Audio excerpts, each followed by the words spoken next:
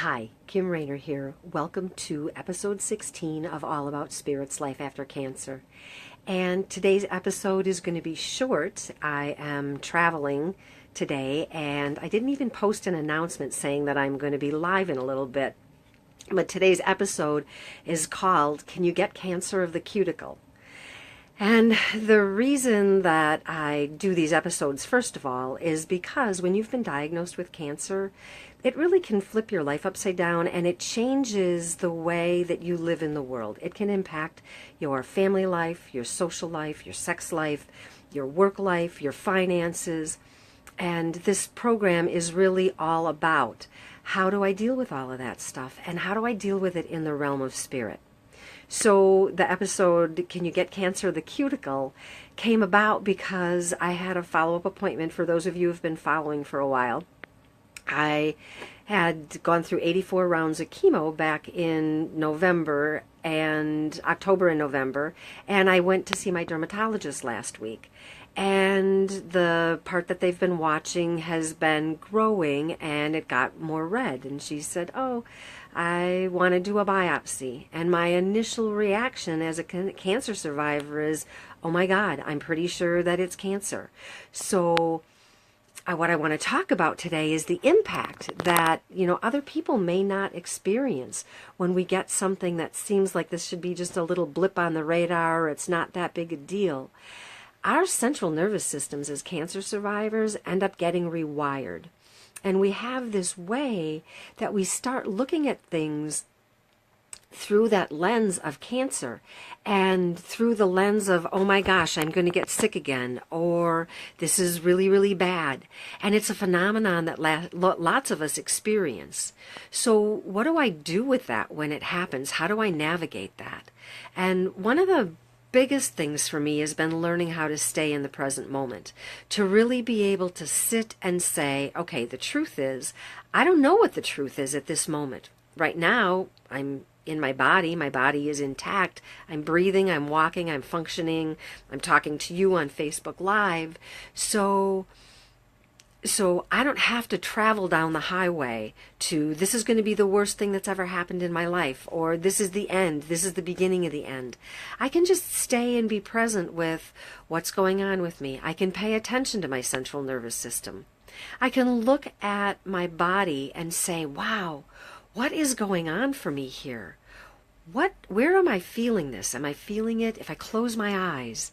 Am I feeling it in my belly? Do I feel like I want to run away?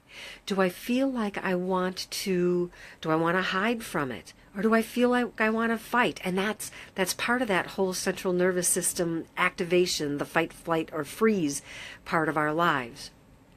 And when we've been cancer survivors, we start to notice sometimes that, okay, the slightest little blip on the map makes us think that this is the end, this is terminal, it's back again. And posturing ourselves from that place isn't terribly helpful. It really can make things worse. The best thing to do, at least for me, is to take a look around my life and say, okay, what's the truth about this? Where am I right here, right now? And what can I do about it? What can I do to get me through this next part of the process? And I have some really good tools that I use. One of them is to sit in meditation, and when my head's in that place, I can't possibly quiet my mind enough to be able to do that.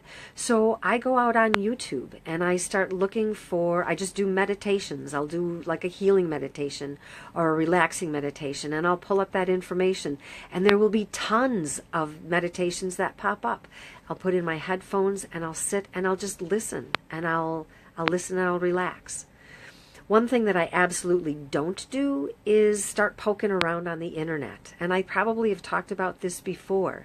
When we get trapped into the medical component of when we start tapping into world consciousness of what it means to have the diagnosis that I have, it energizes the fear. It energizes and activates the problems.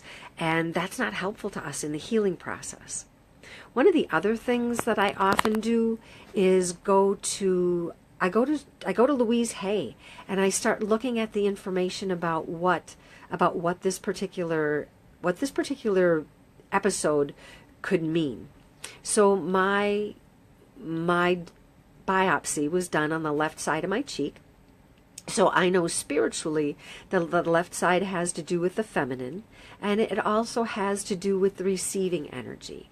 So I start looking at my life and saying, okay, how am I in my femininity? How am I in feminine energy in using it in the world? How am I reacting to things from that space?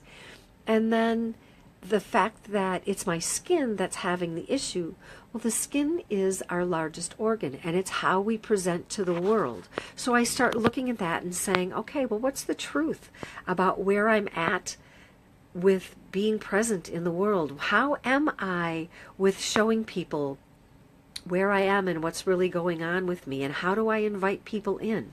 How am I with my barrier between me and other things that are going on in the world? I start looking at my life from all of those different aspects, and that's how I bring it into the realm of spirit. I absolutely do what the doctors tell me to do. You know, Vaseline on it many times a day. Show up for your follow-up appointments. I do all of that stuff. But I try to pay attention, too, to the other subtle differences that might be showing up, to the spiritual aspect of what's going on. So if you get another blip on the radar, whether it's showing up as something that, okay, I don't really know what this is yet, they're checking it out. Taking a look at what the spiritual components are to that part is really helpful. And that is a big piece of the way that I end up making my life be all about spirit. So if you have some kind of a physical ailment that's going on for you, and you are interested in knowing more about that ailment, and well, what is the spiritual component of that? If you are interested, I am happy to research and look at that information with you.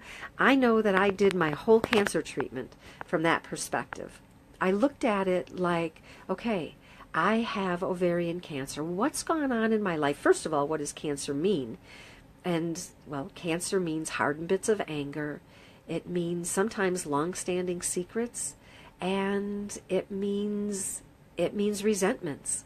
So I look around my life and I say, okay, where am I resentful? Where have I had deep-seated resentments? Where am I keeping secrets? So for me, when I looked at the history of my life, and I'm not going to go into that here and now, it made perfect sense that my cancer would show up and in my ovaries, just based on my life history.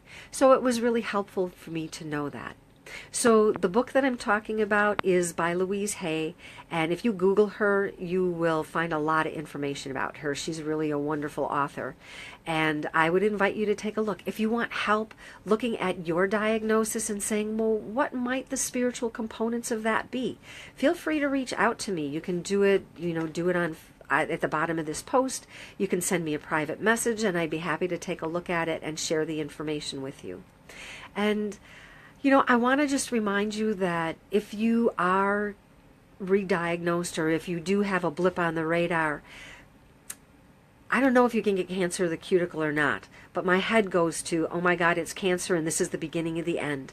So I invite you to start looking at other ways to calm down your central nervous system and to really be present with where you are in the moment. So doing that through meditation, and again, YouTube is a beautiful resource for meditation. If you checking out what the spiritual meaning is of the disease that you have or of the ailments that you have is really a powerful way to step into your own healing and to step into your own treatment. So I really appreciate you being here today, and I look forward to talking to you next week. If you found anything in this episode that was helpful, please feel free to like it and share it. And if you have any questions, as always, please feel free to reach out to me. And until we have a chance to talk, I hope that life treats you well and that you treat life well too.